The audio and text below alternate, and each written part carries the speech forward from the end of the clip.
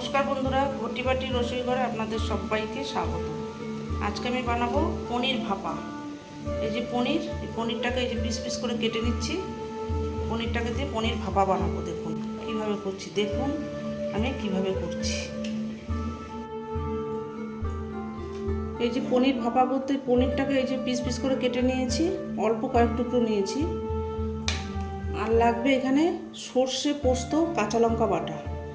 যেমন পরিমাণ পনির নেবেন তেমন পরিমাণ সর্ষে, কাঁচা লঙ্কা আর পোস্তটাকে বেটে নেব। পোস্তটাকে শিলে আমি বেটে নিয়েছি। এই যে একটু সর্ষে আর একটু পোস্ত আর এই যে কাঁচা লঙ্কা। মশলাটাকে এই বাটির ভেতরে নিয়ে নিচ্ছি। দিয়ে দেবো একটু হলুদ গুঁড়ো। সর্ষে পোস্তর ভেতরে লবণ দেওয়া আছে, স্বাদ বুঝে লবণটা দিতে হবে। অল্প পরিমাণ একটু লবণ দিয়ে দিচ্ছি। দেব একটু কাঁচা সর্ষের তেল।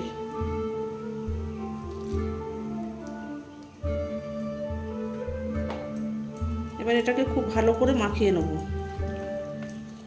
চামচ দিয়েও মাখাতে পারেন, আপনি হাত দিয়েও মাখাতে পারেন, যা খুশি।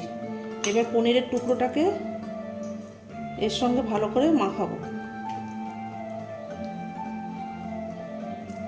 মাখিয়ে আমি এই যে টিফিন বক্স নিয়েছি, টিফিন বক্সের ভিতর ঢুকিয়ে দেবো। এইভাবে করে মাখিয়ে নিতে হবে পনিরের টুকরোগুলোকে। নুন, মশলা সমস্ত কিছু ঢুকে যাবে এই পনিরের ভেতরে।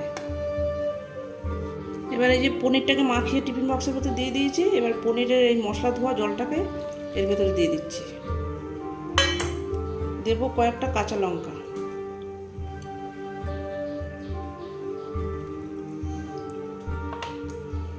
সামান্য একটু চিনি দিয়ে দিচ্ছি, 2-4টে দানা। এটা আপনি দিতেও পারেন, নাও দিতে পারেন। আর দেবো একটু কাঁচা সর্ষের তেল। আগে একটু দিয়েছি মাখানোর সময়, আবার উপর থেকে একটু দিয়ে দিলাম। এবার এটাকে টিফিন বক্স আটকে ভাপাতে দেবো।